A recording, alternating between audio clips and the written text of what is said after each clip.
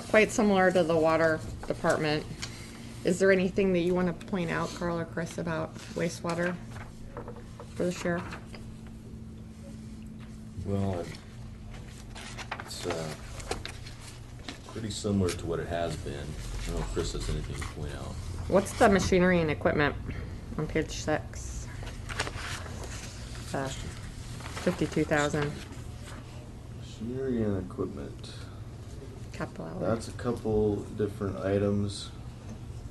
Approximately 40,000 of that is for a boiler replacement, and then about the other 12.8 is to replace our screen conveyor trough, which is it's a pretty heavy duty piece of equipment that's all rotted out.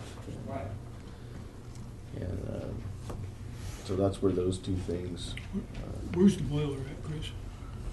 It's in the very back of the plant. If you walk past when you first come in, there's a big clarifiers. Oh, yeah. And if you go straight back through the door in the back room, that's where the boiler's at. I just wanted to ask quickly, because I'm looking at your chart of millions of gallons treated, that there was a big dip in 2011 and then it bounced back up and it looks like it's declining again. Do you know why that change in trend? That number fluctuates a lot on the amount of stormwater that we get. Okay. Our system is tighter. The guys at the plant have done an outstanding job of using our camera and going out and finding leaks into the system. We don't want to pay to pump stormwater. Sure. But we do get a fair amount of stormwater in our system.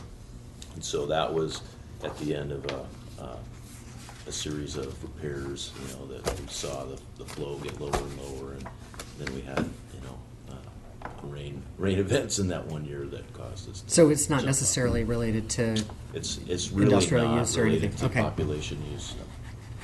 It's more geared towards the stormwater aspect. Okay. And as you can see, they have a few ADC loans. They made their goal of the 10% depreciation. So I believe it was the only enterprise fund that actually did. So, and they have about $1 million.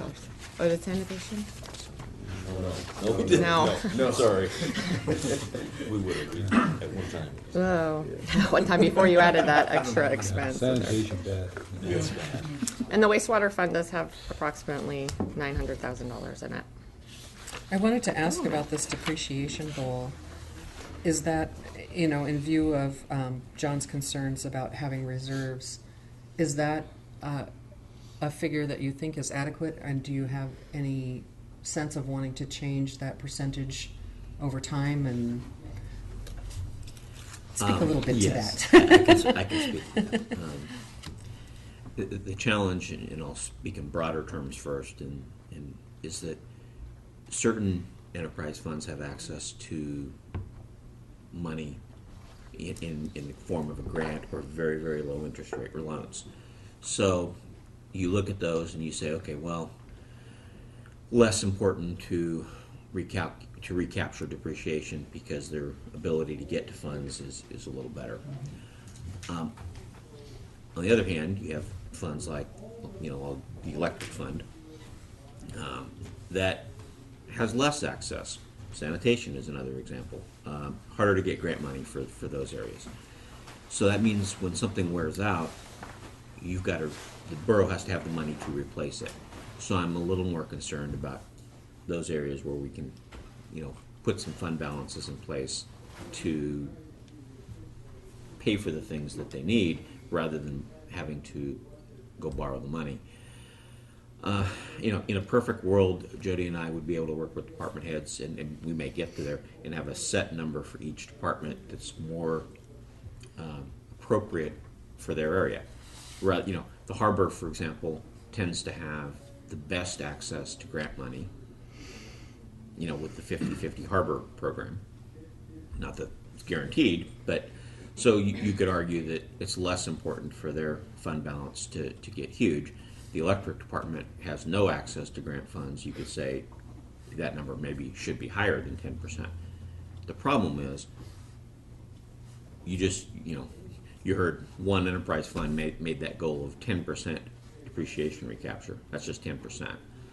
If you know, Carl was asked to run the water department like a private sector water utility down south, rates would need to go up, what, 4 or 5 times what they are today?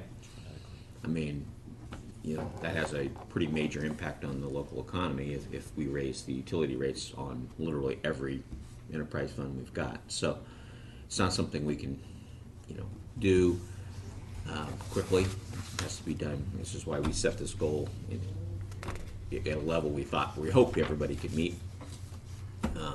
We probably won't, with this in mind, unless something really changes, we won't be changing it next year, other than maybe fine tuning it. But it's a number we're going to watch pretty closely. Okay. Okay, any other questions for wastewater? Okay. Jumping to page 8, sanitation funds.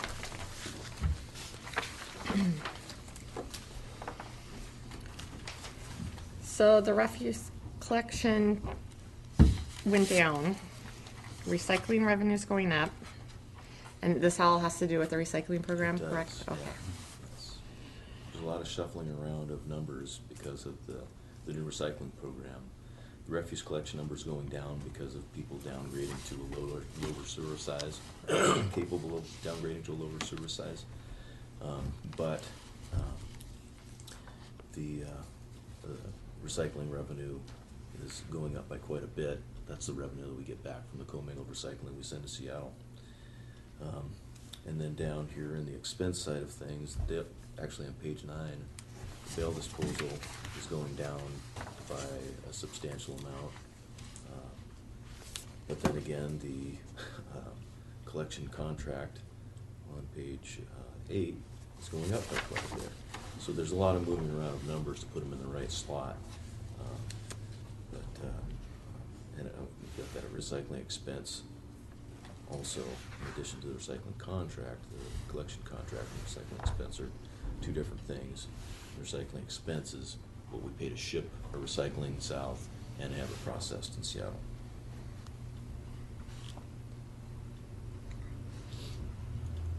There's probably a lot of room for questions here, so. Yeah. The one I had on recycling, it's just a little more down the road that relates to this to the recycling contract. Do you see any possibility, communities in the lower going to where they have garbage pickup one week and recycling pickup the next week? Because to me, if that were to happen, then we'll save probably 100,000. And yes, the answer is yes. I think there is a possibility to do that. It's just this first year of the program, we're trying to prove it out. Basically, know for certain that people can recycle to the level that something like that. The purchase of carts is going to be $80,000 to get us set up for something like that. So we need to prove that we can do it, that the diversion rate is there before we jump into that. But I think, yeah, it's definitely a possibility. Because it'd be nice to see that number go way down, which in a couple of years, that if this works out, that it's a good possibility then. Yes. Yeah, very, very good possibility. Thank you. Carl, are we still seeing, additional people signing up for recycling? We are. Or putting Yeah, it's slowed down quite a bit, but yeah, every week we get a few more, so it's steadily rising. What's the number approximately? Last I heard it was about 930 Wow, that's outstanding. Wow. Thanks. out of about 1,200, I think, total possible. So. And the only comment negative that I've heard about the program is people being concerned about being able to pick up bags. And other than that, it seems to be pretty well received. Yeah, I think that's the overriding concern, that Mhm. the bags are a problem. And for some people they are, and other people haven't Yeah, had any I was gonna issue. say, I like the So, bags better than I do. I've lived in both worlds now. Down south, you see, the recycle carts. I like the bags to me, they're easier than the carts are. But I think it that's wasn't the ease of use, it was just having to go pick them up. Access. No, Yeah. yeah. That's what I've heard. On page 9, you have a capital outlay for the baler conveyor replacement. You want to talk about that briefly? Yes, I'll let Chris. Yeah, well, this is something we have budgeted in the past. In fact, the current year's budget has, I believe, 20,000 or 25,000 in it for, for repairs on that. I guess it's 20,000. So, we've noticed for the past several years there's been a lot of deterioration in the conveyor assembly. And that's where you you go in and you dump your garbage in a baler in that one spot right there on the end of the conveyor belt, and then it carries it up and dumps it in a big hopper so the baler can compact it. Well, that whole structure has been rusting away, and we haven't had any failures yet, but we did budget some money to repair it. And the more we got to looking at it after we cleaned it up and did a real close inspection, it's not going to be an easy repair job. In fact, it's one of those things where it's probably going to be you'd end up with more new parts than than old original stuff. So we went ahead and got a budget number for the conveyor replacement and plugged it in here, hoping that it's something that we can go ahead and just replace the entire thing instead of trying to patch it together. And I did bring a couple pictures, and these are from 2 years ago, I believe, so things have not gotten any better. I was just going to pass these around. Some of the supports underneath it.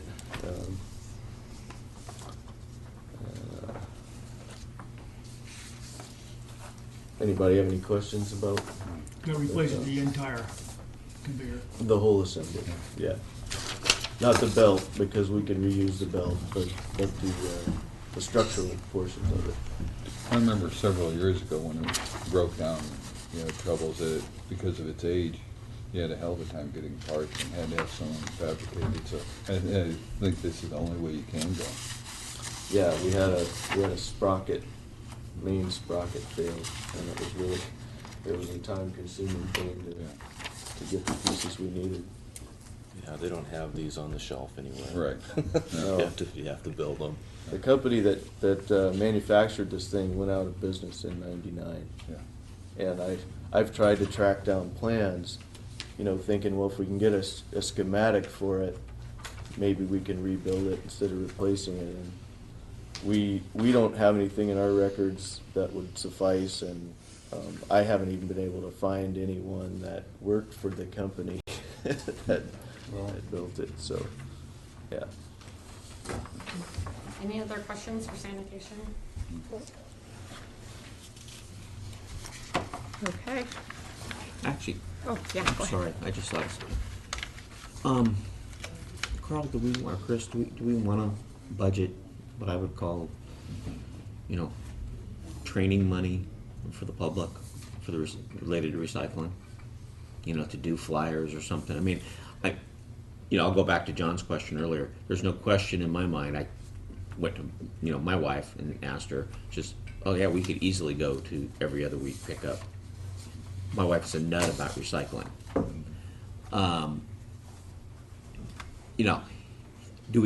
Is this the year to worry about that, or is that a future year?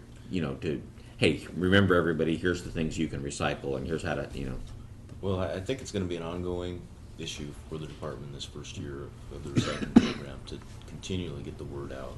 We do have money in our advertising and printing line item. It's bumped up quite a bit from last year to account for that kind of thing. We'll do a lot of it with PSAs and using our website and trying to keep the costs low, but you're absolutely right that we need to get the word out there often and be very clear to the public of what they can do to recycle so that we can prove the system out and work towards an eventual goal of decreasing expenses while keeping the program at what people expect with the commingle.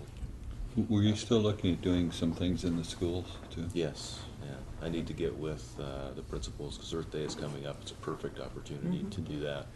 And I am working with John Painter in the Mac Tech program.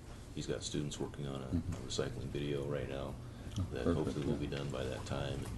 And be a good platform to work off of and get the kids involved. policing their parents. Exactly, yeah. Thank you, That's where Carl. the power is. Yeah. And the finance Right. department is when we hand out bags, giving people a flyer of what you can and can't recycle too for their refrigerator. Help remind them. Carl, can you speak of commercial recycling? Yeah, we haven't necessarily focused directly on commercial recycling yet, but there are a number of businesses that are recycling, and we're trying to fit them into the mix on as best we can, either with us picking up if they have larger containers that need to get picked up, or if they can use the bag system, we have our contractor do it. There are more and more commercial entities in town doing it, and I haven't focused on the large commercial that has, I think, big potential of diverting a lot of waste to the recycling side. But those conversations will come and see what we can do there. Good, thank you. Sorry, thank you. Any other questions for Carl or Chris? Okay, elderly housing. So just to recap, elderly housing is the older building side. It's all independent living. The residents there pay 30% of their income, and then the rest is subsidized. So anyway, we budgeted for 100%. Yeah. Full occupancy. And let's go down the list. And the staff there is just Michelle, who Yeah, does the and then- secretary, and then 25% of my salary. 25% of your salary. Okay. And if you look on page 12, you'll notice because the facility is aging so much, there is a lot of capital outlays, little ones, like you'll see the carpet replacement, countertop replacements, appliance replacements in the rooms. It's pretty standard from last year. Do you have anything? No, just trying to, like she's saying, just replace things as they're breaking down and trying to keep ahead of everything, even as far as the door closures and everything goes. With the leftover roof grant last year, we were able to replace the carpeting throughout the whole building and Cool. paint it, so that was really helpful. I was going to say that carpet Yeah. figure looked low to me, so Yeah, that that's for answers the that question. apartments, actually. That's just in the apartments, so, yeah. And so now our roof and window in the old building, roof and windows in the old building are all repaired, or is No, we're it just, still ongoing? we're still, yeah, we're gonna do 10 more this spring, and then I've budgeted for, that's still in the leftover grant from that, roof project. May I say you're doing a wonderful job? Thank you, bless your heart. So it'll be interesting to see this year how your utility bill looks with the new roof and the new windows. Yeah, so a lot far. of new windows, saving energy. Any questions for Sheila on elderly housing? Okay, the next fund is assisted living.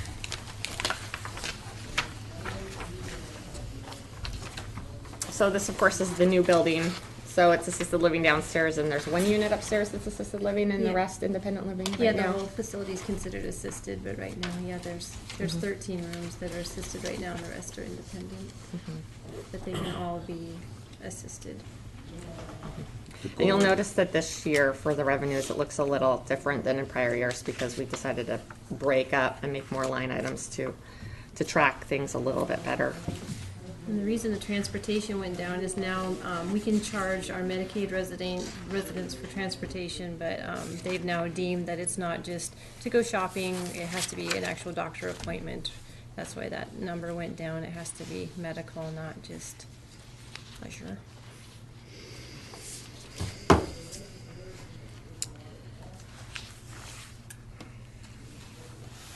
Does anyone have any questions for Lynn? Again, on page 15, there's a couple of capital outlays, which is basic things. And then, of course, the debt service is actually, payments are paid for by property taxes. This fund. What, it's not a large amount, but what is the difference in communications. That went up a little bit. Things were, I'm not sure what all is going on, but the things were just getting tight on this budget. A lot of phone calls, a lot of, different things like that, I guess. We have some cell phones. I don't know, just all of our bills were just going up and we're not doing anything different. And do you see in either assisted living or elderly housing where you can increase any more income through rentals or anything? The only thing really is that we have flexibility about is our private pay residents. Everything else is set by Medicaid, and every year we get an increase in the Medicaid charges, and then I bump up the private pays accordingly. The only other area really is to start charging like transportation for the private pay people. So it wouldn't be that much. Yeah, it wouldn't. Okay. Okay, thank you. Any other questions?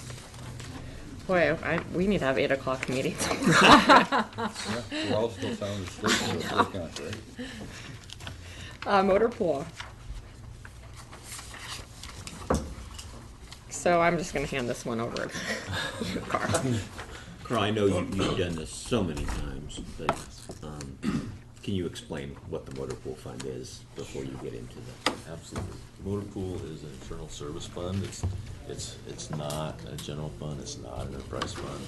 Although it's run like a business, it's internal to the departments of the borough. So we provide service to those departments, and they pay us for that service. And they also we tell different departments what to budget as far as replacing their fleet, the units that they have in their fleet.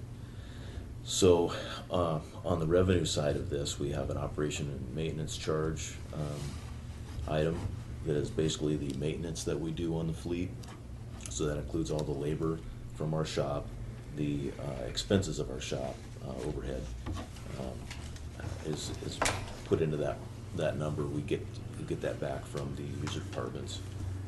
Fuel, parts, all go into that line item. That revenue is received, and then we pay for the different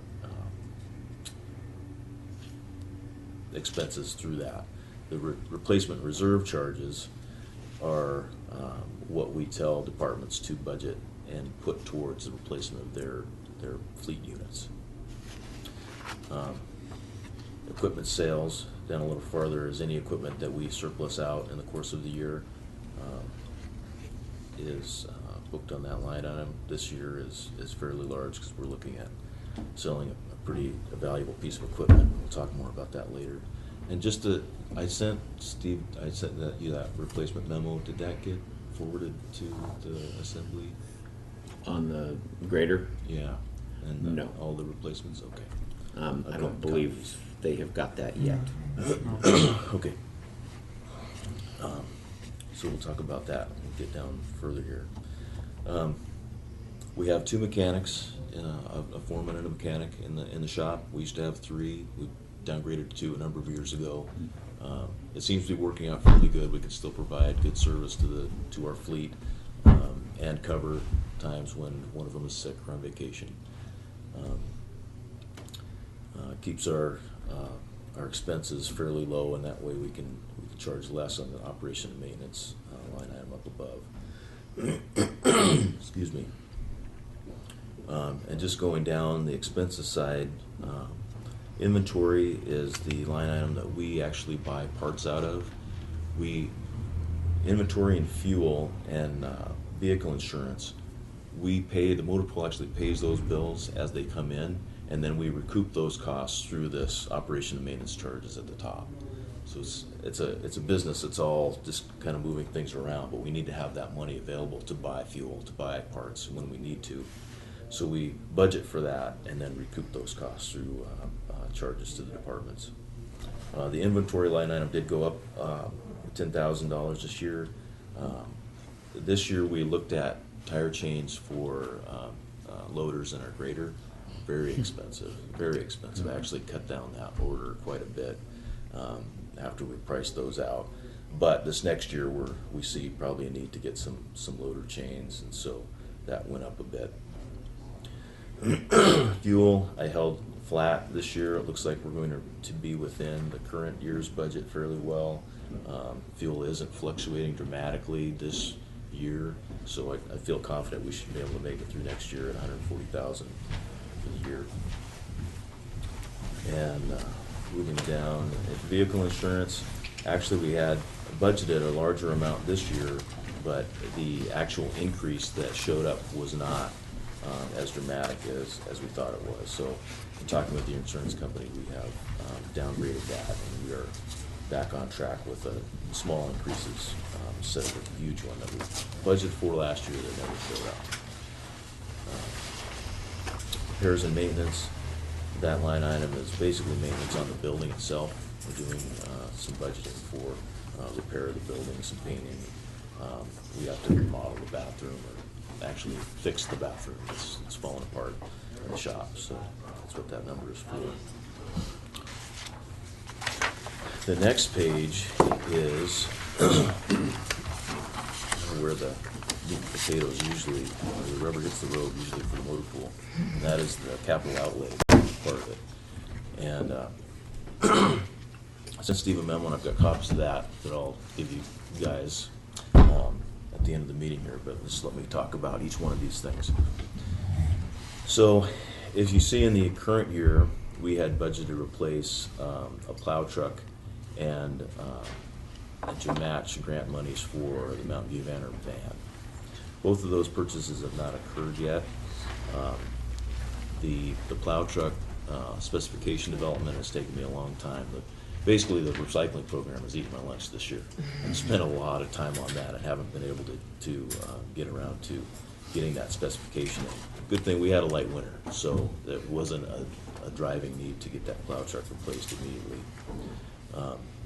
But I'm going to bid that out this spring, and don't think that we'll be able to pay for that by July 1. So we're rolling over that plow truck purchase to next year. Essentially, it'll either get spent this year or next year, but they won't get spent both years.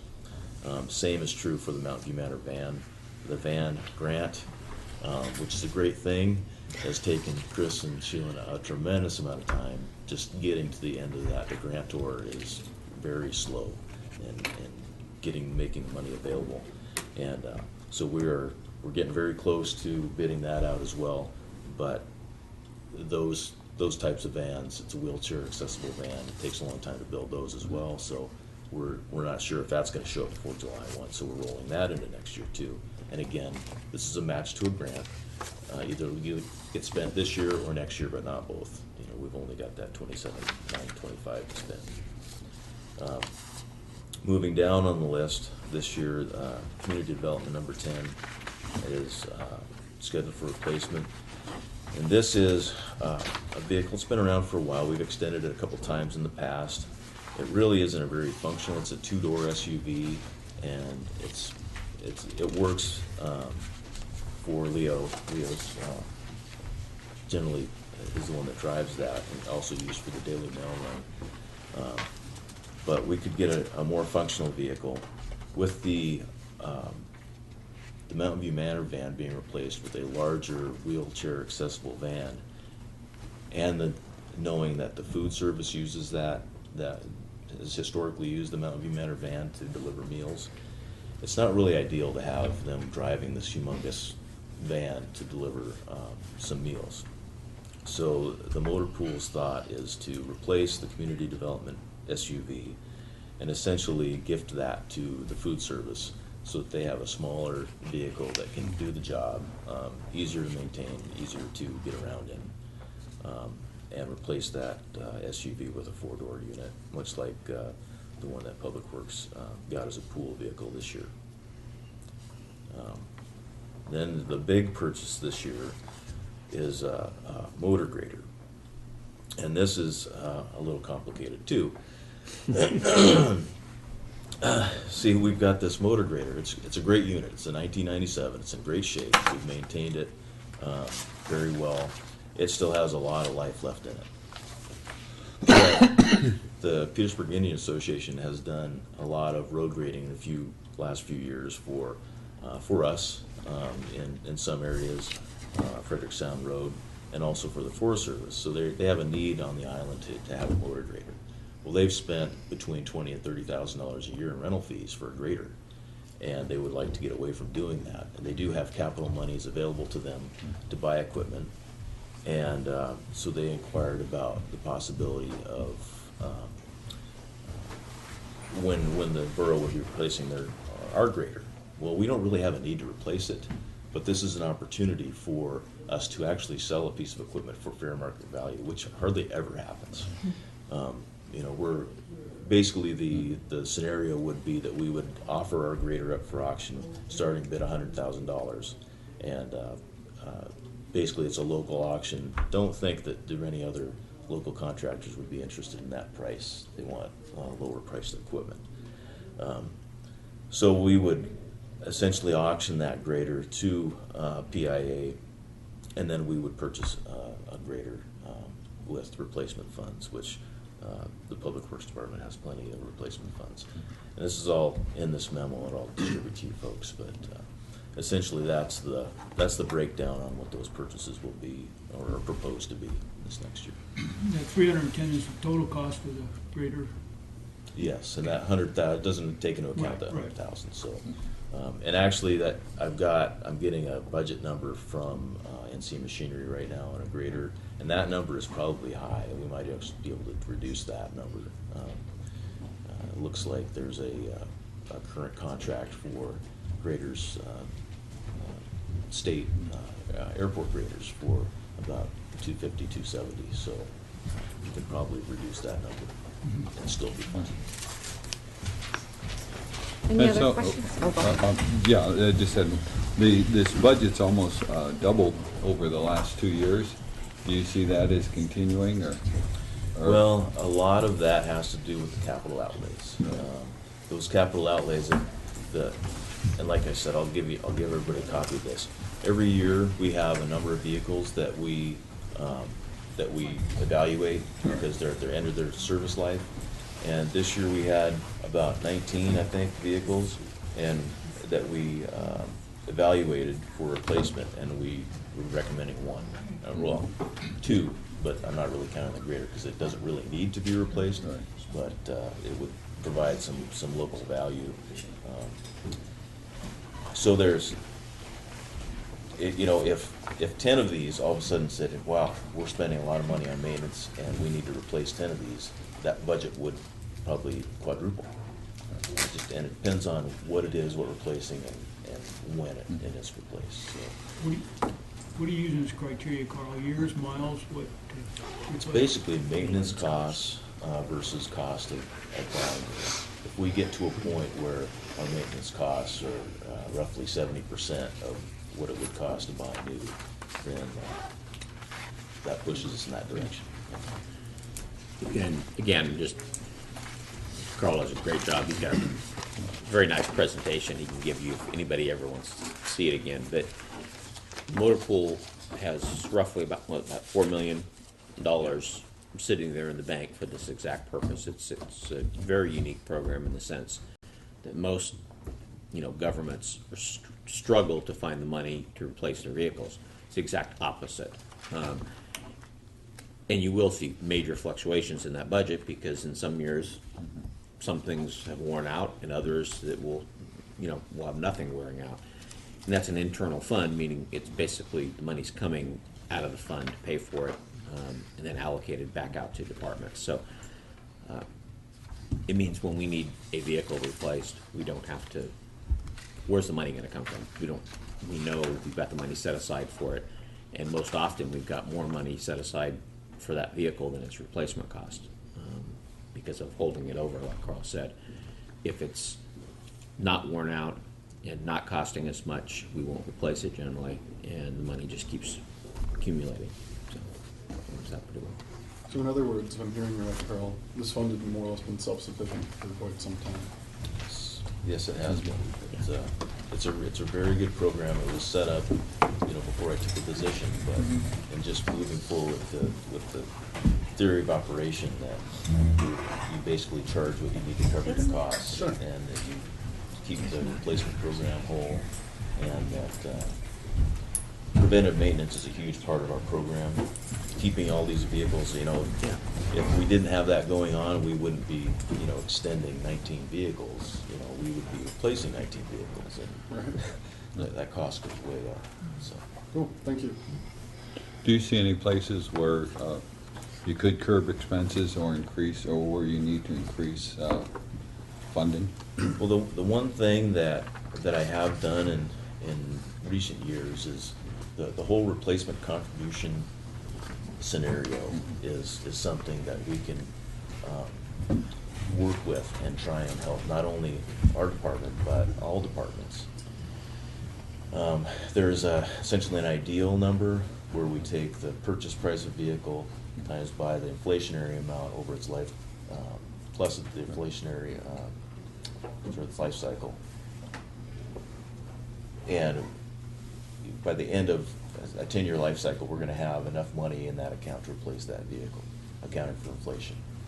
So that would be an ideal amount. I've actually cut that by 25% because of our, like Steve said, our balance in that fund is high enough. A lot of departments, we had enough money to replace equipment, regardless of if it was ideal or not. And so I cut that by 25%. So that was a few years ago. We could probably look at that even further, because a lot of these, because of all the extensions and the success of the preventive maintenance program, we are seeing vehicles that are lasting a lot longer than what we originally thought that they would. And so there's opportunity to look at, massaging that contribution method and maybe dropping even further. I don't know.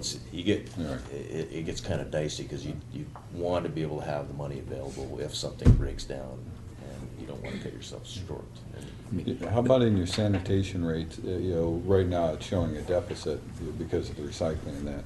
Do you see that you would need to maybe do a couple-year increase in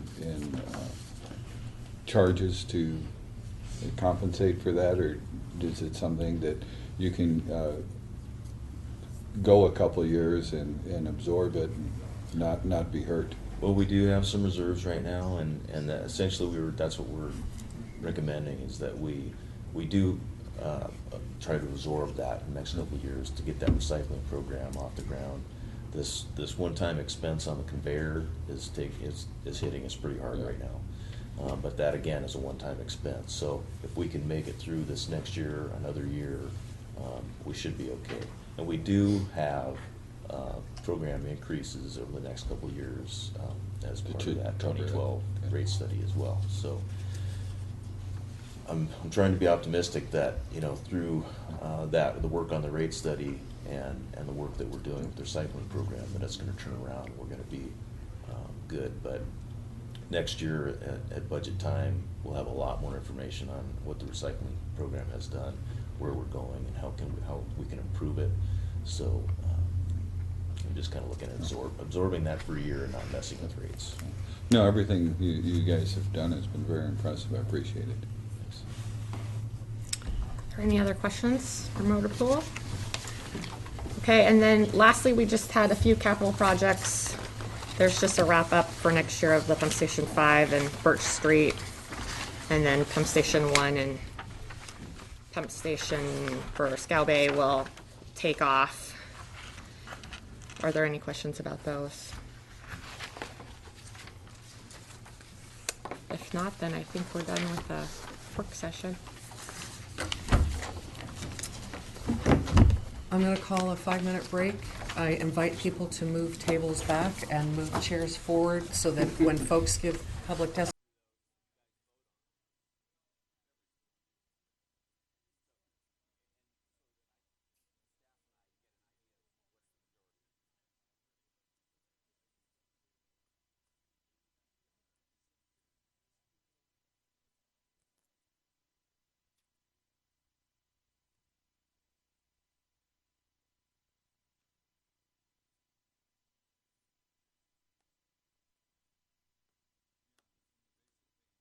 we're back in session, and we are now at the point in the agenda For visitors' views related to the proposed budget, any member of the public or any department head of the borough may address the assembly at this time to express their budget concerns or needs. The official hearing on the budget will be held prior to the final adoption of the budget ordinance. And I would advise anybody who is going to speak that they might want to stay around for deliberations in case the assembly has questions, further questions of you. Is there anyone who wants to speak to the proposed budget? Pardon? We can barely hear you.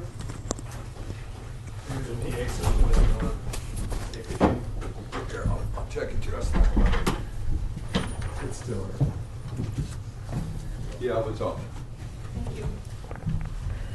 So I ask that anybody who wants to speak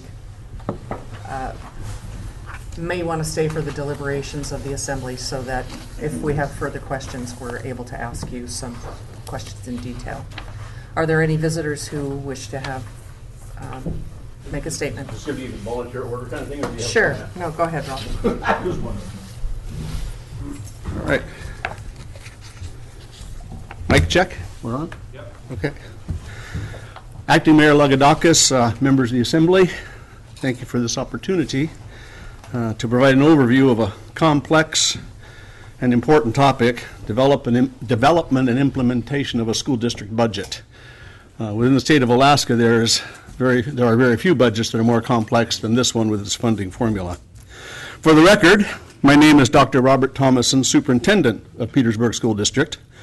I'm also honored to be the 2014 Alaska Superintendent of the Year and the 2014 Alaska Technology Administrator of the Year. Karen Quistland, who is the 2011 Outstanding Graduate of the University of Alaska Southeast School of Business with a degree in Business and Finance, supports me in school district financial planning and management, and this is Karen here. And I mention these awards not as a matter of pride, but as an indicator of the level of expertise that stands behind development and management of a school district budget. A little history on our local and state funding. In Petersburg School District, we operate under the philosophy that a budget's a plan, and a plan is a budget. A budget's not just a checkbook that we disperse funds from. Every expenditure is purposeful and intentional. State of Alaska funding for school districts has remained flat for the last 4 years. For the 4 years, the amount provided for each child's education in this state has been $5,680 per child. The district anticipates an enrollment of 425 youngsters for the 2014-2015 or the coming school year. Petersburg Community local contribution to the school district has remained constant or flat for the last 7 years. The district's very grateful for a local contribution of $1.8 million toward an outstanding and state-recognized educational program for each of those 7 years. In addition to flat funding at the state and local levels, other factors complicating the funding picture of Petersburg School District include declining enrollment and increased operations and personnel costs. Which is an interesting point, although I don't have the data. It would seem logical to surmise that due to several years of flat funding in spite of increased revenues, that both state and local amount of education funding as a percent of available general fund has declined over those respective periods. That would be an interesting statistic to know, and I'm working on trying to find that. So, through vigorous pursuit of state and federal grants, increased efficiencies in procurement and spending, fair and reasonable labor agreements, and judicious leveraging of retirements and resignations, the district has managed to live within its means while growing the outstanding and award-winning program that's in place today.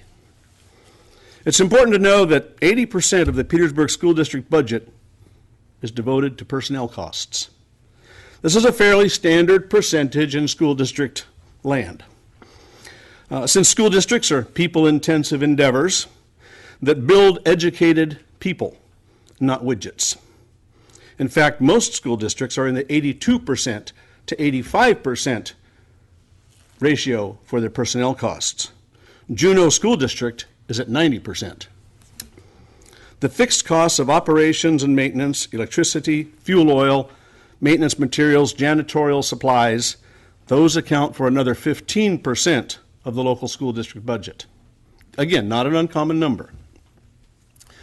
But what does get important is this means that the school district effectively has access to 5% of discretionary funds in terms of what we can manage. Barring the reduction in core main program staff or turning off the heat and power. This 5% includes the locally important areas of sports, activities, music, art, professional development, vocational education, technology, and teaching supplies. So this year presents a greater challenge than some of those in the past. For the 2014-2015 school year, Petersburg School District faces significantly reduced funding even if there's an increase in the state funding per student. This is the result of the end of a 3-year hold harmless provision that attempts to gradually reduce the effect on a school district of declining enrollment. So it's basically a slope, not a cliff.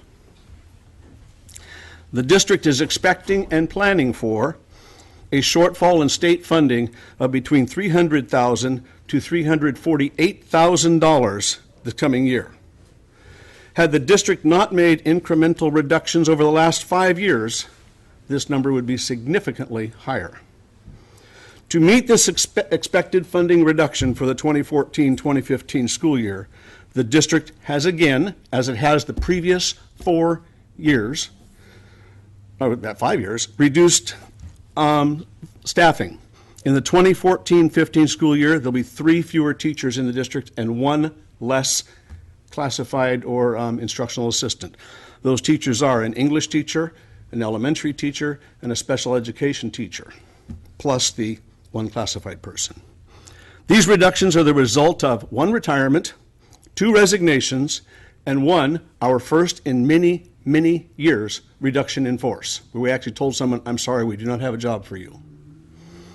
These reductions meet the $300,000 shortfall target, but they do not meet the $348,000 shortfall target. So where's the legislature fit in with school district budgets?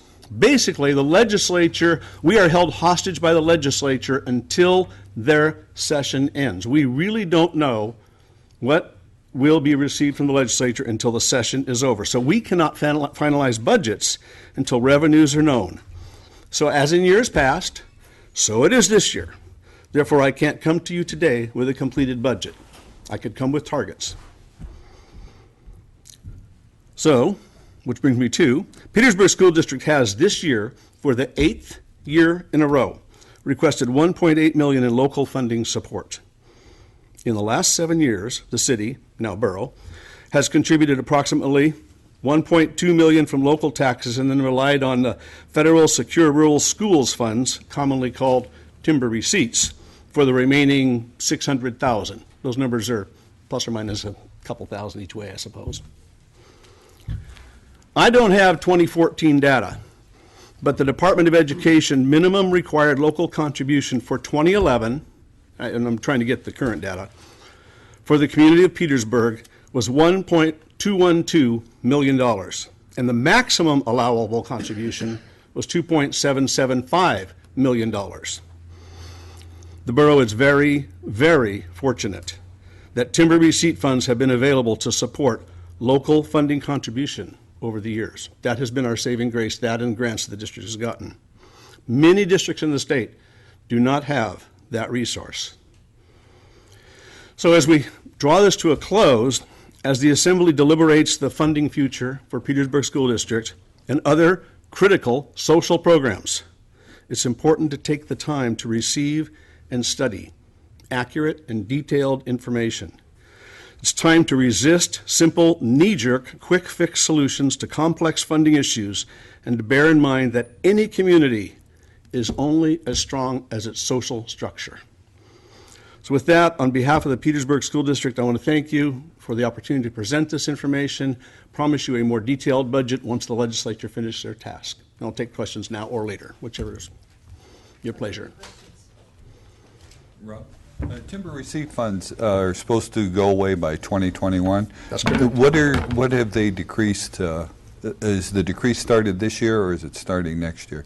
We were refunded, not refunded, but refunded Yeah. this year. So it's been a one-year battle each year for the last couple, Part A.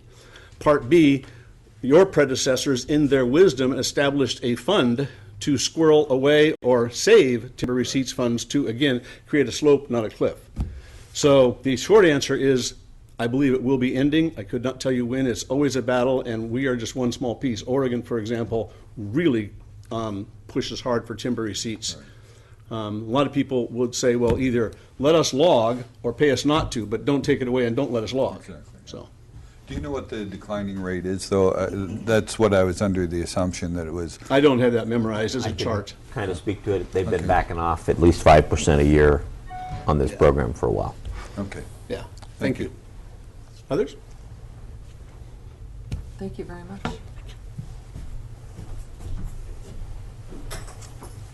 Is there anyone else who would like to speak? Sue? Not as nice as that. Not nervous. I'm not anymore.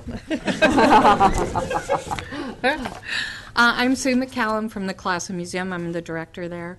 And I just wanted to say that the Classen does want to be an institution that's part of its community and not apart from its community.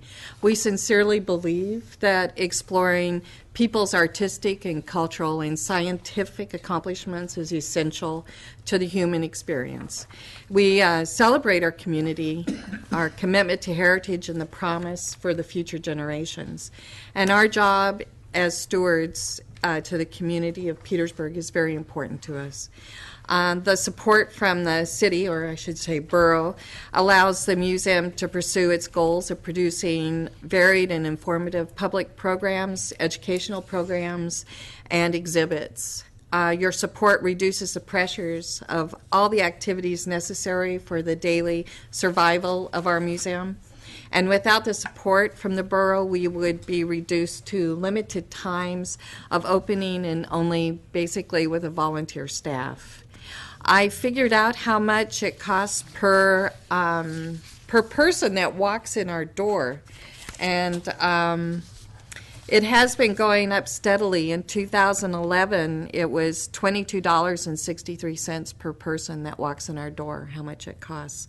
And 2012, it was $24.63, and 2013, it was $25.84 per person that walks into our door, and that includes everything: utilities, toilet paper, paper towels, staff, light bulbs. Light bulbs are huge for us.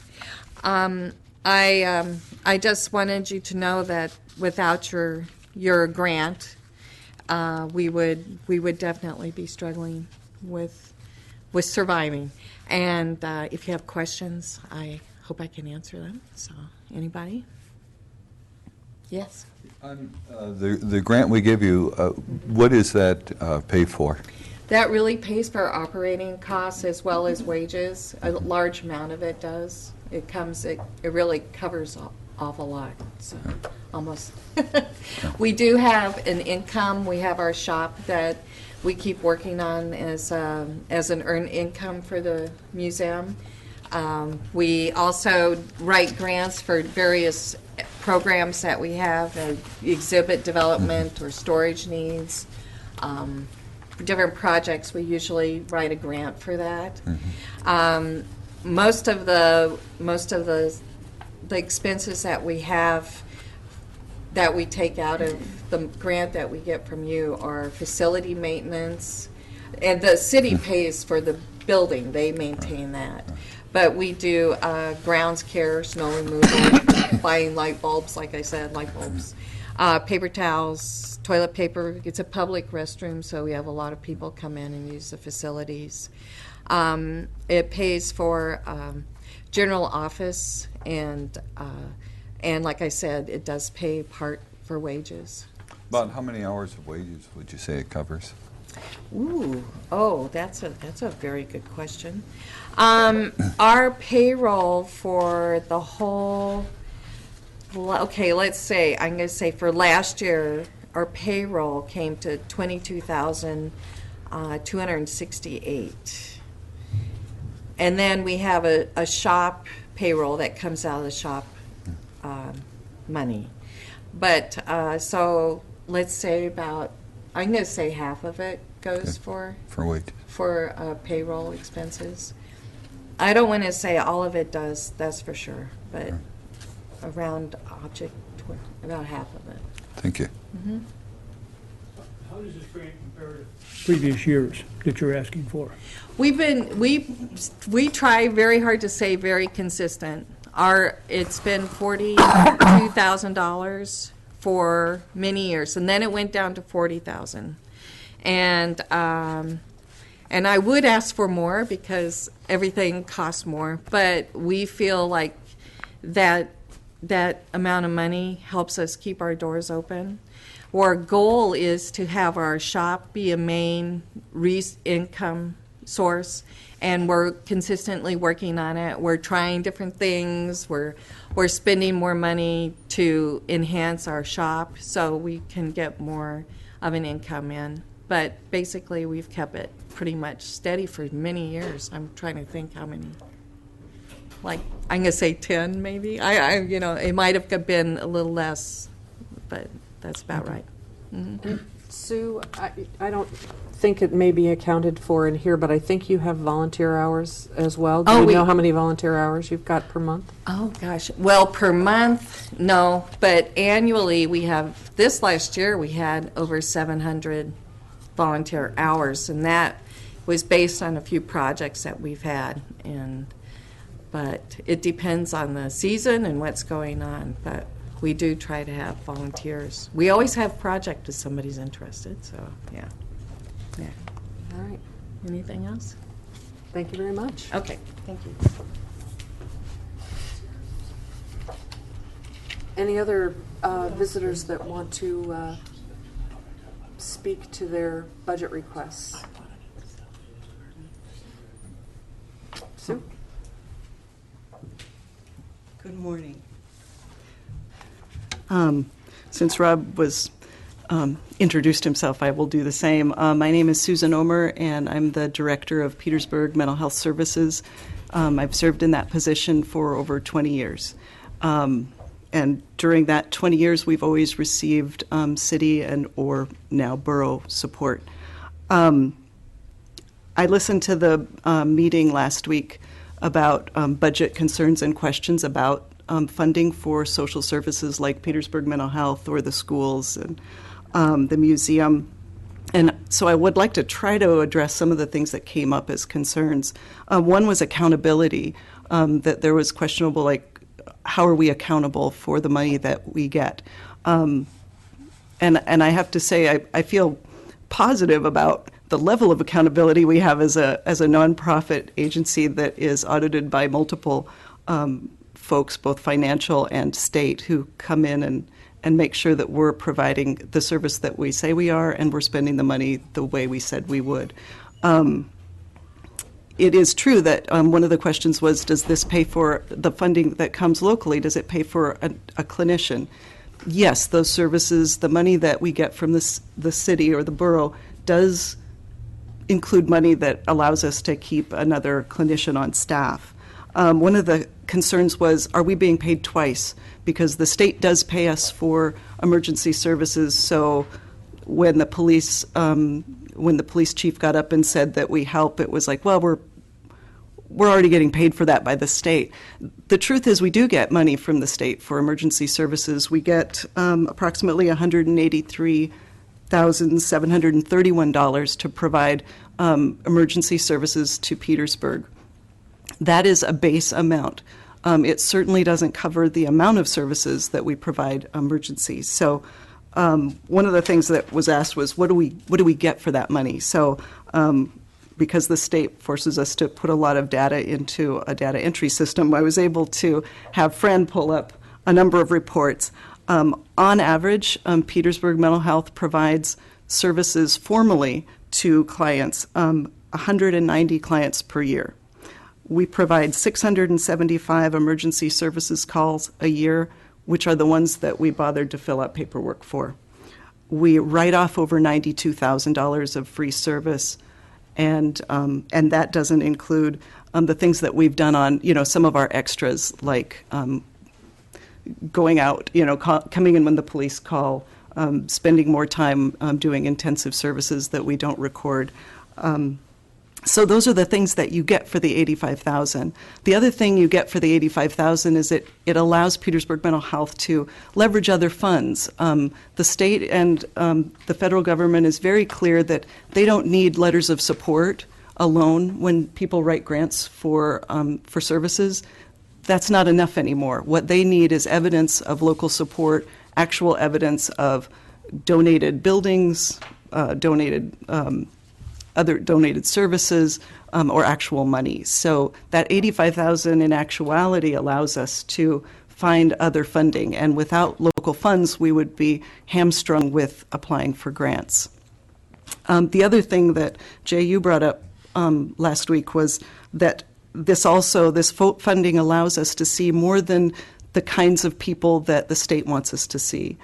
Petersburg Mental Health, with state funding, is only allowed to see 4 different types of clients. We can see people who are suicidal. We can see people who are psychotic or schizophrenic with a severe mental illness. We can see people who are abusing substances, or we can see children who are severely emotionally disturbed. Beyond that, we cannot use any state funds to provide any type of services to clients who don't fit those 4 categories. So the local funds allow us to provide services to people who have depression or PTSD, family issues, basically anything that's not suicidal, psychotic, schizophrenic, substance abusing, or a severely emotionally disturbed kid. With that, it puts us in a situation where before we've never had to turn people away. If somebody called us, we could see them if they wanted. Without local funding, because we would be limited in the type of client we could see, we could do an assessment. We wouldn't have the staff to do indefinite individual psychotherapy. We'd be able to stabilize folks with a few short-term sessions. And then if they met criteria for the state, we would be able to say, we've got group or we've got some rehab providers that you could go to. If they don't fit that criteria, we must discharge them and refer them to a local provider. And what we have is we have doctors who are quite capable of providing some mental health services. We have pastors who help a lot of folks. And we have one private practitioner in town, and that's True North. So we would be referring a lot of people there, more than we do already. So I think that puts us in a situation where, we're going to really have to struggle to say no to people, but that is what we will have to do if they don't fit those 4 categories. Kind of where we are at with our funds. Petersburg Mental Health has been very fortunate. For 20 years, it's been wonderful to work here and try to make a difference. This question of local funding changing comes at a very awkward time for Petersburg Mental Health, because we've been very good at finding outside sources of funding that allowed us to up our staff so that we could provide more services. So at the beginning of this year, we had 12 employees, 10 of whom were full-time, to provide a myriad of services. Because we were looking at how our funding was changing, we've got one program that's ending June 30th. We have one program that's ending September 30th, and we have a third program that supplied outside funding that will end in a year, but it will be a reduced amount. We just don't know how much less. We don't know how much the state will be decreasing our funding. Right now, substance abuse services appears to be on the chopping block, with $1 million being removed from residential services and $1 million being taken out of community grantees like us. So we don't know where we'll be at with substance abuse services. We prepared with this by saying we're eliminating a clinical position and we're eliminating a full-time admin position. So we're very willing to say if we don't have the money, we have to remove staff. The bottom line is we'll be reducing our services even with funding that we get locally. We'll continue to do the best we can.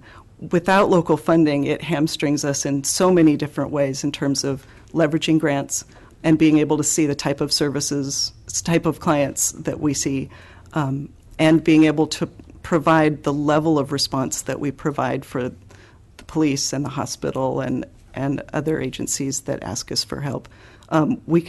We'll do something with the money that we get from the state to provide those emergency services, but it will not look the same.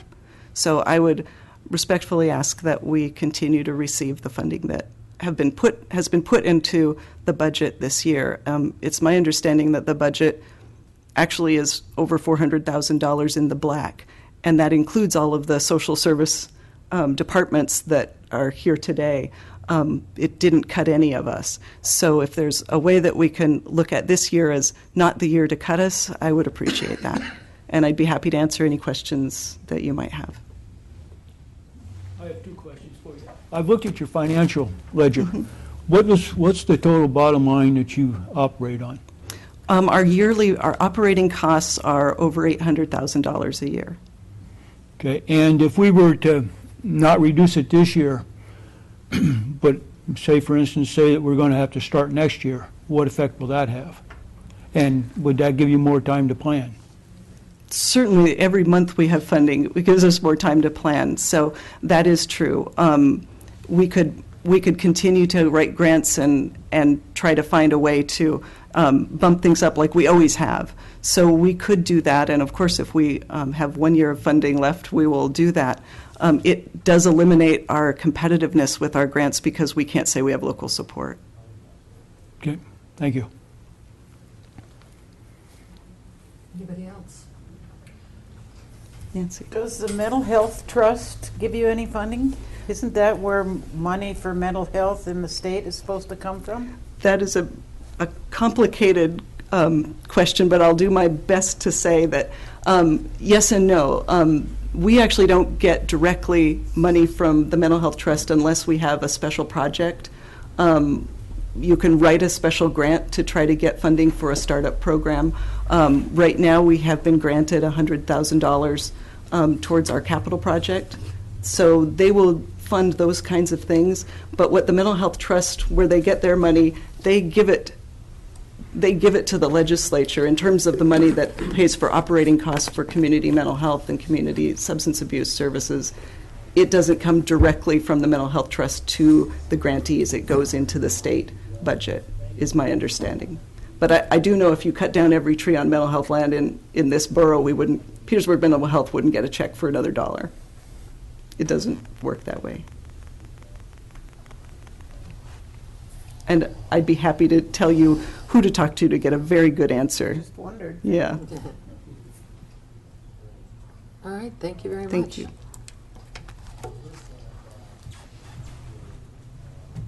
Is there anyone else that would like to speak?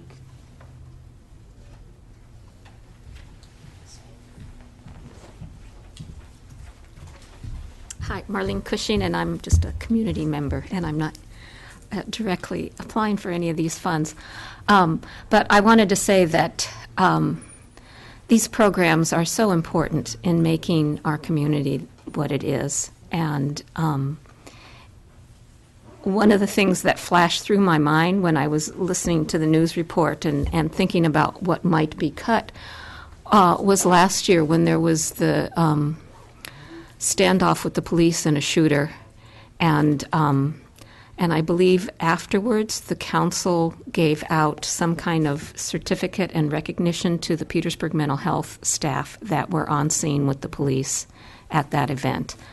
I think we've all seen people on the streets that you wonder what kind of help can be provided for these people and what would be happening to them if they weren't getting the support that they were.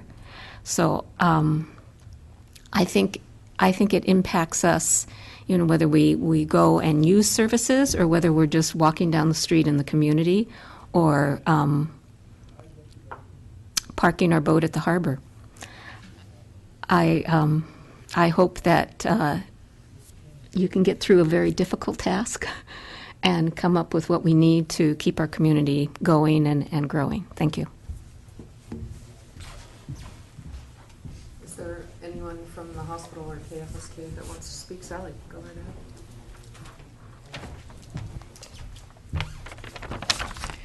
Good morning. I'm Sally Dwyer from the Mountain View Food Service Board. And I got notified of this meeting at 5 o'clock last night, and I see my partner in crime hasn't showed up yet. So obviously the early hour is a little taxing for some people.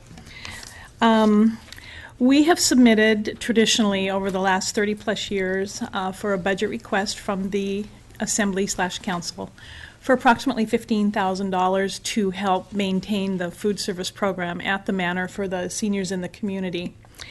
Through a very creative cook that we have right now, who we are losing May 1st, we have managed to put aside a little bit of savings, and we've managed to trim our budget to where the last 4 years we have not asked for a traditional supplemental at the end of the budget life cycle. And this year, for the first time, we're not requesting $15,000, we're requesting $12,000. We're very proud of that fact. We work hard to trim things and keep things very close to the bone up there. The local Hammer and Weekon, we work with them. We shop sales. We also get an additional 10% that we negotiated with them for seniors. We just heard today that possibly we're getting a new vehicle for delivering our food, and that's interesting. I don't know how that's going to pan out, but we'll be glad to hear about that from Carl when it gets closer. We receive funding from the state for the food program. We get approximately $25,000 each year from them. Actually, $25,100. And the Department of Agriculture also contributes about $3,000. And then our client donations are roughly $30,000. And of that $30,000, we are still feeding about $8,000 to $9,000 more that cannot pay. We don't require people to pay for a meal. We have a locked box. They put a little envelope in. Most of them have a little bit of money in them. Some are empty. We don't question. We don't ask for names. The average cost of a meal is $5. We ask for contribution, and to be delivered to the home is $6. That's where the vehicle comes in. And it actually costs us close to $12 to prepare a meal for each of these. So we're giving it a much reduced cost. Not only do we provide meals 3 times a week for the community, we also provide for the assisted living at the other end of the Mountain View Manor building. And we also provide, the EMS comes once a month and does blood pressure. We do welfare checks, we do socialization, and we do a lot of parties. And being a member of the board's kind of fun because we get to make all the desserts for all the parties to keep costs down and to kind of keep the board involved. And so we are thanking the Assembly once again for helping us, and we hope that you'll consider our $12,000 request in your budget process. Last year we served 4,999 meals, and you had a big help in doing that. Thank you. Is there anyone else who'd like to speak? Good morning. I am Tom Abbott. I'm the station manager at KFSK. Once again, we're the lowest bidder, asking for the least amount of money, which we take pride in that.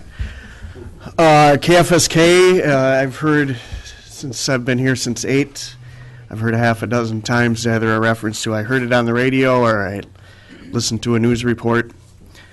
We know how important KFSK's service is to the community. Each organization in here uses KFSK for announcements to the community. The Borough is probably the biggest user of that service. Getting to specifics to the $8,000, we have a morning news position that we use to deliver the news and produce a lot of the public service announcements. And 3/4 of the year, that position costs $8,000. The other summertime, when I get a intern in, that is funded through a grant that comes out of Anchorage that I get from the Alaska Broadcast Association. So the position is funded through grants. If it was not funded and it had to come out of our general budget, I would probably need to have one of the reporters cover that position, which would be then less coverage of night meetings. So it's an important position for us to have filled. And as a couple of the questions that came up with the others. We have 2,900 hours of volunteers each year. I answered the question about where the money goes that would come from the Borough grant. And I believe KFSK's service is essential to the community. And we greatly appreciate the support of the Borough through the grant. So I'd answer any questions. Are there any questions? Thank you. Thank you very much, Tom. Yes. Yeah, do you want me to speak? Please do. Good morning. I'm Liz Woodyard. I'm the CEO at Petersburg Medical Center, and there isn't any money allocated in the budget, so I won't speak about that.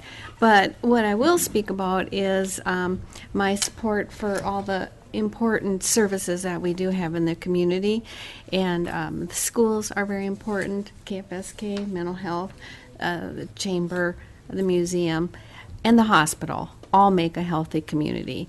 And I think the hospital, along with the fire and the police, are vital to have a community. And I just want to put a little word in your minds for next year, maybe to seriously consider having this tobacco tax to help the hospital. I don't know where the status of that is, but just the fact that the building is owned, the hospital is owned by the borough, and our hospital is very old. And we had a state survey 2 weeks ago, which was an excellent survey. We did very well, but the surveyors definitely commented on the building and how, for example, the walls are getting cracked and the siding is not so good, and we're having extra costs, of course, because of the roof and all those things the hospital has been paying for. But like everybody else, we're seeing support decreasing. Grants are really non-existent right now. We're getting cuts with Medicare and Medicaid. That's no surprise to anyone. We have quite a large amount of charity care that we do provide to the hospital, and we also are here 24 hours a day, 7 days a week. When someone comes in with a heart attack, or even if they need to be medevaced out, they're stabilized. So I think I just really want to say that I support the health of the community by all the social services that we do provide, and the hospital definitely is part of that, and I hope that you will consider that in the years to come. Do you have any questions?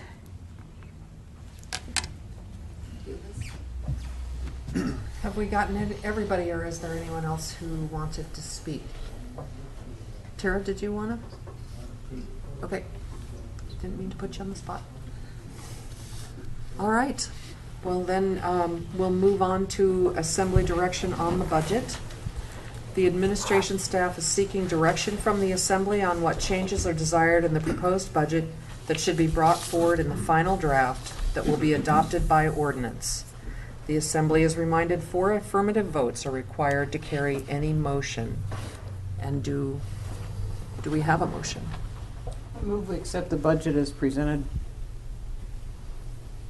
Is there a second?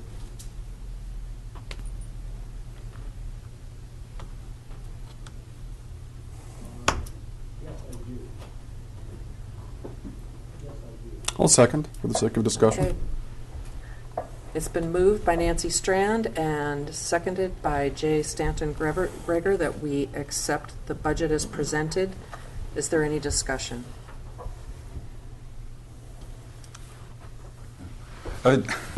Surprise, I know. Well, I probably should start off with saying, I appreciate everybody coming today.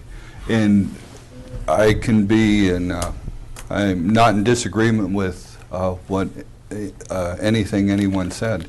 And I think we have an excellent community with excellent services. And I don't see any deficits in in the quality or the quantity of services that are offered. But I am really concerned about our spending level. And I do feel deeply that it needs to be cut.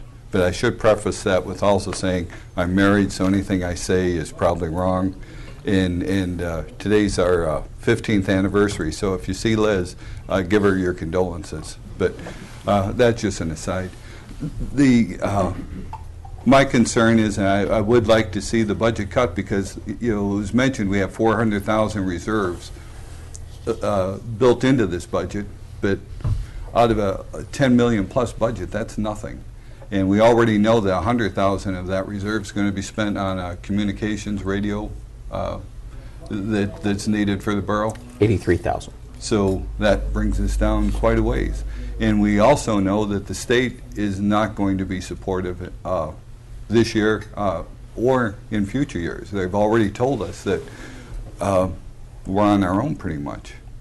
So for the safety building, the public safety building, or any other emergency needs, we don't have anything aside to help pay for those things. And, excuse me, sitting in on about half of the tax committee meetings, and I know some of you were in on those, there were absolutely no changes in getting revenue through sales taxes or any changes in that tax committee.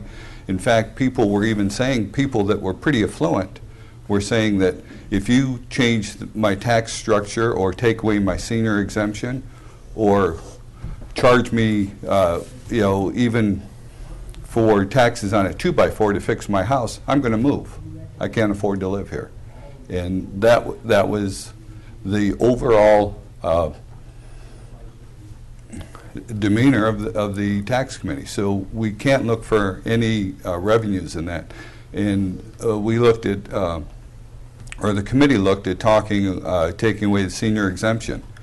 And my God, and a lot of those people on the senior exemption are millionaires and have taken a lot out of this town. And they called and threatened people that if you take away my exemption, we'll move, or we can't afford to live here, which is, BS, but still that was the overall comment. The other thing that I also know is that if we do have emergencies, going to bond, when you have that kind of feeling in the community for taxes of people that can more than afford to pay them, when you go to a bond, it's not going to go.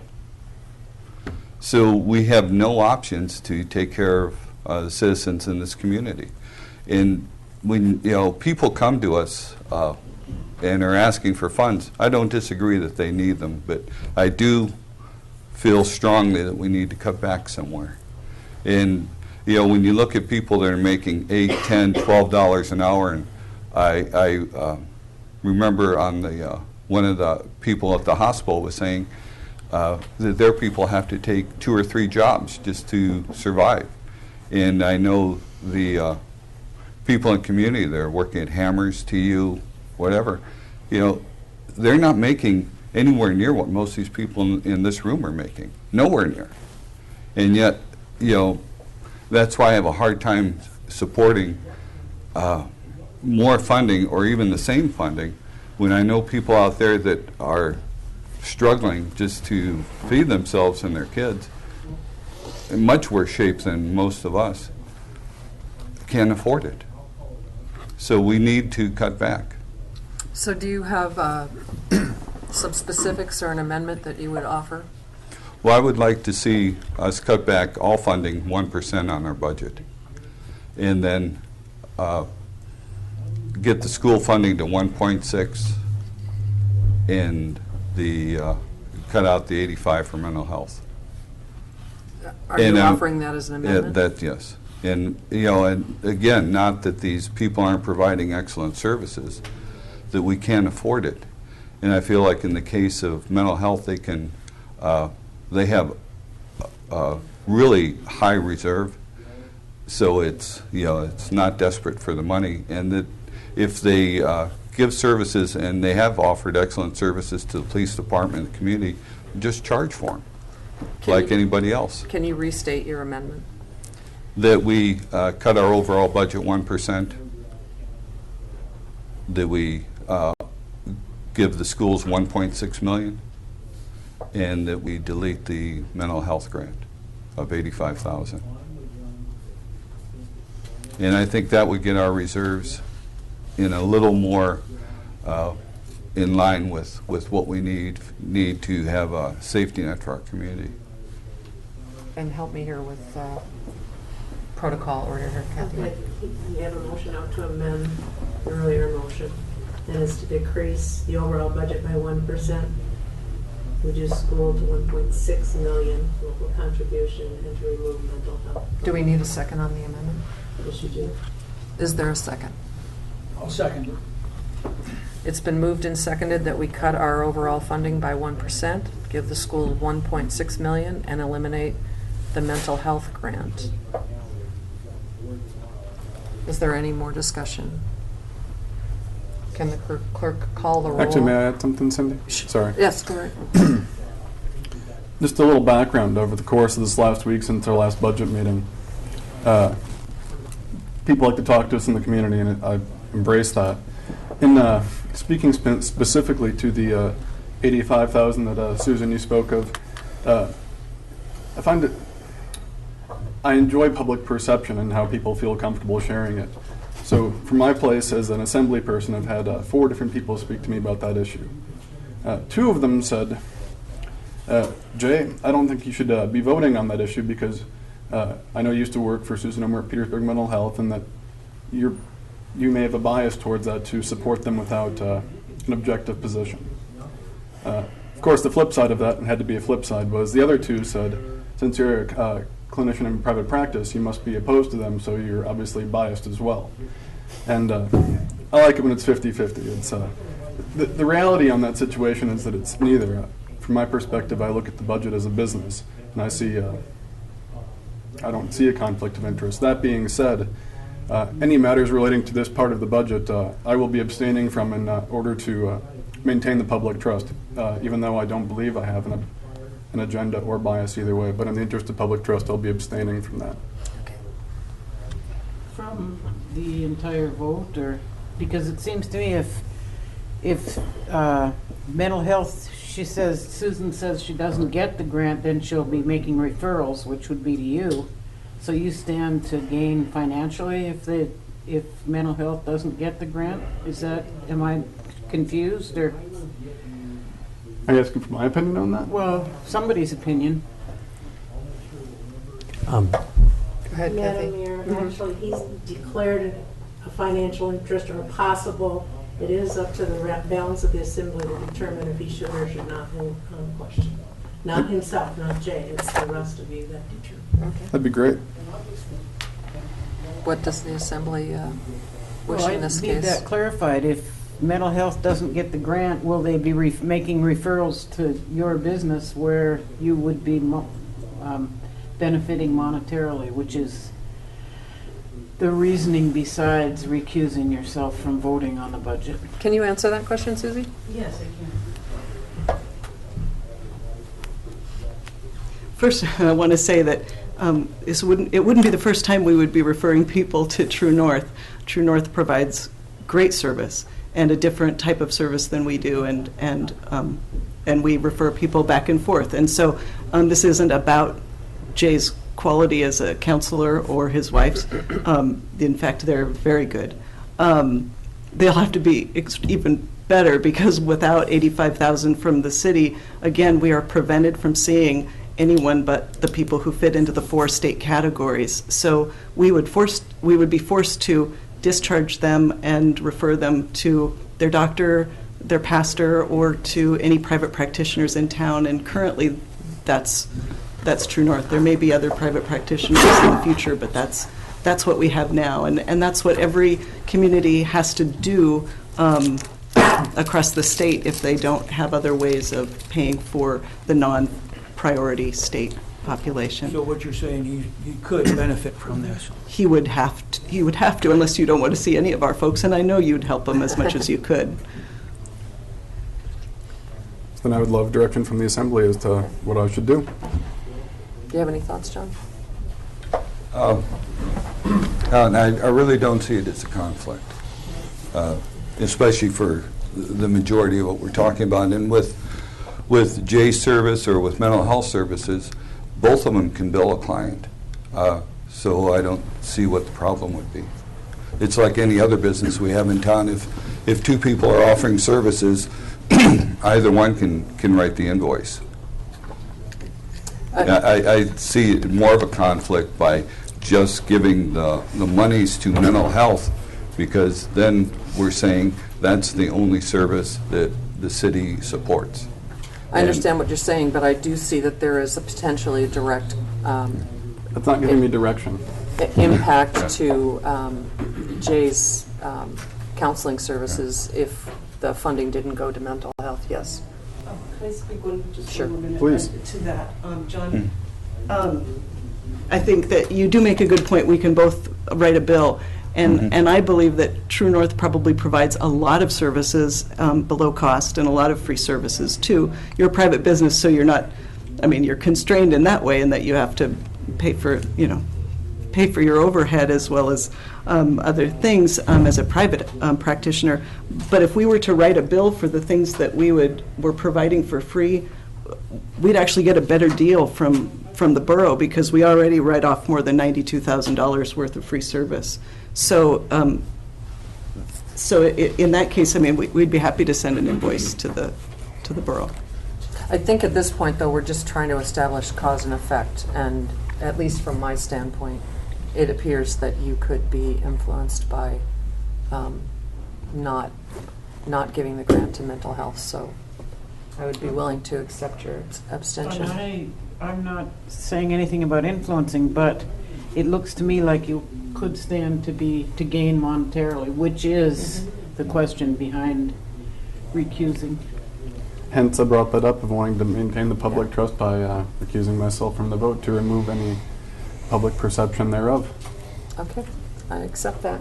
Can the clerk call the roll on the amendment, which is John's amendment to cut the 1% funding, give schools $1.6 million, and delete the mental health grant? Are you going to take another additional comment here, or? Not at this time. Cindy, Yes. No. Bob, Yes. John, Yes. Nancy, No. Tutu, yes. So then we move on to the original motion, Yes. which is to accept the budget as presented, and if the clerk can call the roll. Bob, No. Cindy, Yes. Jay, No. Nancy, Yes. John, No. also fails. So at this point, are there any other motions to consider how to approach the budget? I know that the, I would move to amend the current budget with a 1% reduction across all departments. Excuse me, 2%, sorry. I would move to amend to reduce department-wide spending by 2%. is there a second? Second. It's been moved and seconded to reduce the budget across the board by 2%. Is there any discussion? Hearing none? But just a point of clarification, that not including just department spending, not community service spending has been mentioned, just department spending. Just a point of clarification. Does your second still stand? Well, community service is part of the overall budget, so right. But I was, under the assumption that would be, the overall budget would include that. Including the grants? Yeah. Is that your Would you like to motion? withdraw the motion and start over? No, Okay. that's just department-wide. That's fine. Will the clerk call the roll? 2% overall budget. 2% overall debt reduction across the board, Excluding the community service budget. excluding the community service budget. Correct, that's how I phrased it.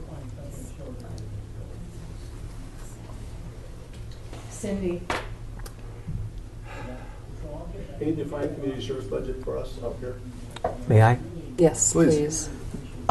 This is kind of the Assembly's allocation of funds, which includes the school funding, funding, if any was given at the hospital, to Mountain View Food Services, to KFSK, to the museum, to Petersburg Mental Health.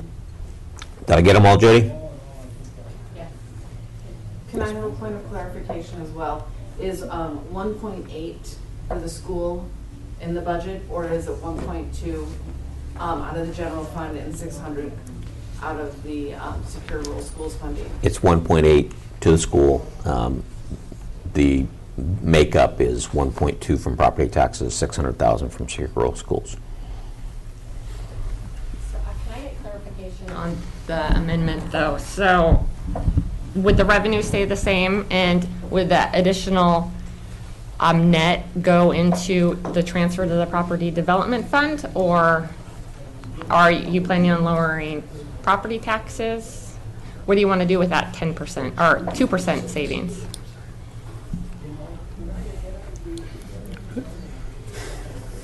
Should be a separate motion, but. Yeah, it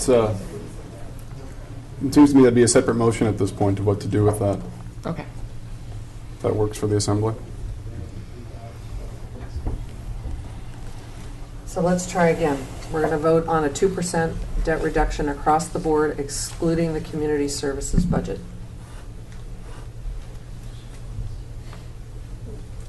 Cindy?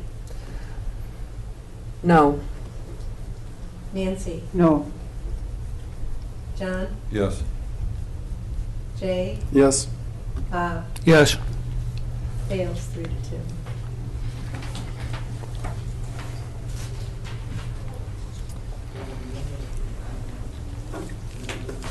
What's the pleasure of the Assembly? Wait Further till we have a full presentation? assembly.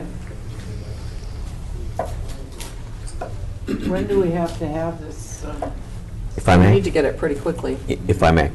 The first formal reading of the budget ordinance will be the first meeting in May.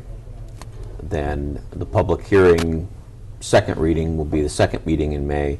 And then we'd be asking the Assembly to approve the budget the first meeting in June. The challenge, obviously, is it takes some time if we have to do major reworks to the whole budget. So, for the staff's purposes, knowing before that first reading in May is helpful. John and then Okay, Bob. I'd like to move that we cut the budget 1% across the board.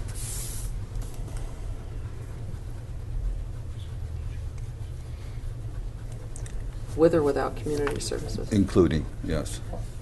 Including everybody. Is there a second? I'll second it. It's been moved and seconded that we reduce the budget 1% across the board, including the community services budget. Is there any discussion? Will this budget ordinance appear on the first meeting in May without approval today? May I answer that? Yes. If you do not amend anything today, we will submit the budgets you've already seen to that first meeting in May. Go ahead, Bob. I had, I know John has a motion on the table, but I got some concerns about some of the specifics in here. And what I was going to propose, before you jumped ahead, that I'd like to, if we could go around and see what the concerns are, folks, before and then see if we could put another motion on the table is what I was going to suggest. But I think we need to go with John's and try that. Okay, we had opened it up to discussion and nobody raised any specific issues, so we will vote on John's proposed measure that we have a 1% reduction across the board, including the community services budget. And Kathy, if you can call the roll. John, Yes. Jay, Abstain? Bob, Yes. Nancy, No. Cindy, Yes. failed.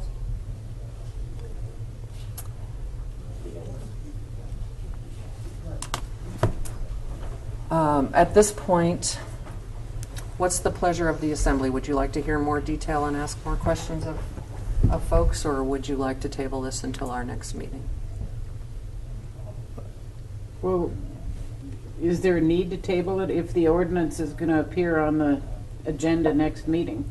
It'll appear in the first meeting in May if the Assembly does not give us direction to alter or change something.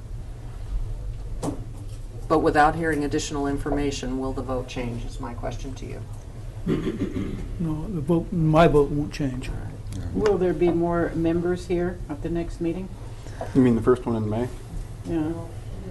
Um, If I may, unless Mark or Kurt can call in, and I can't speak to their schedules.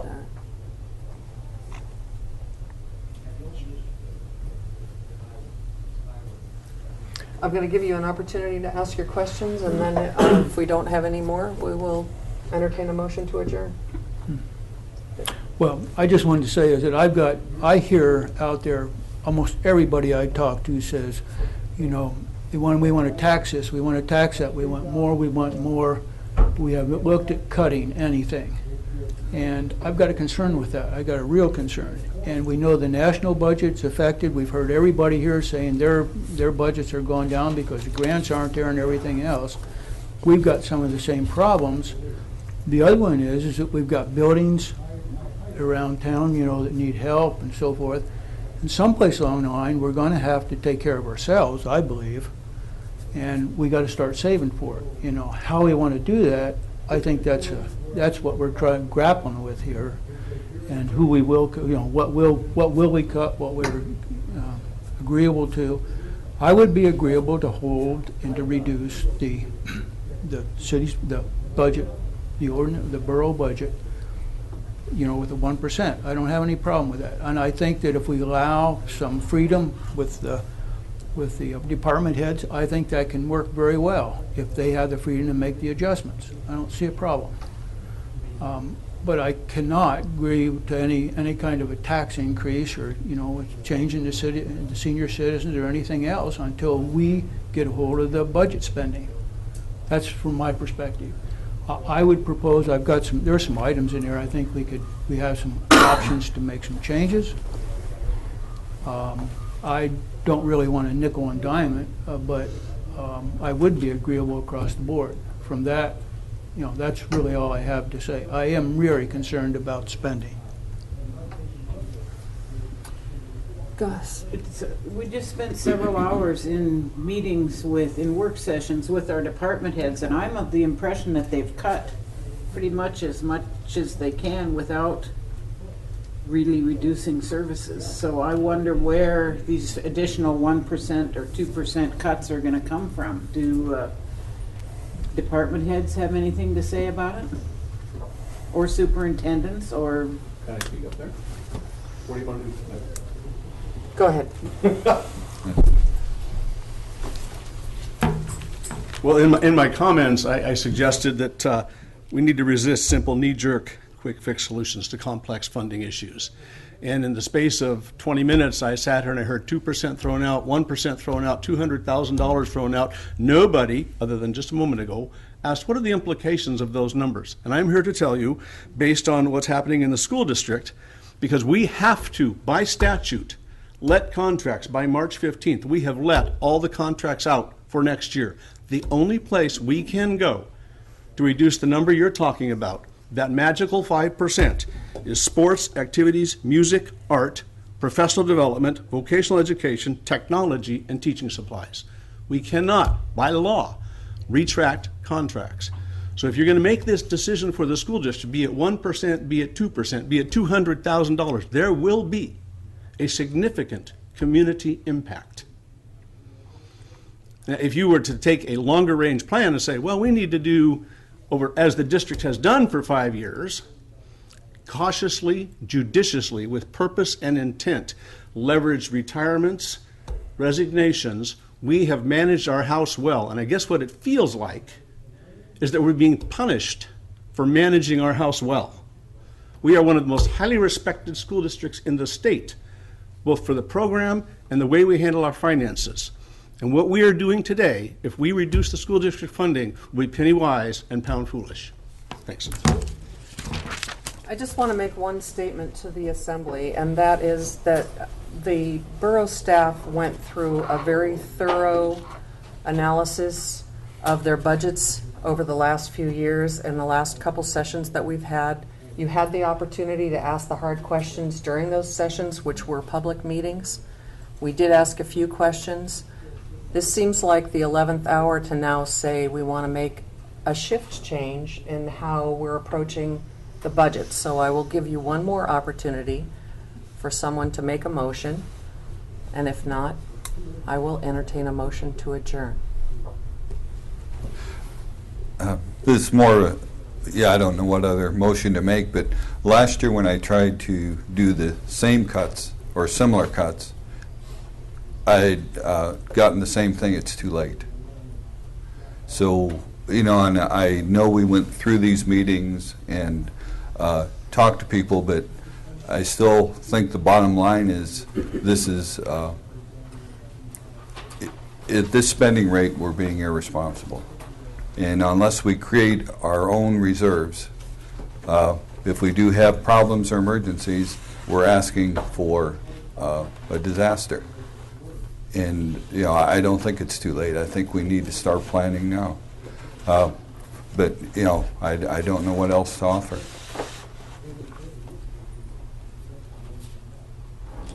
So I guess I move to adjourn.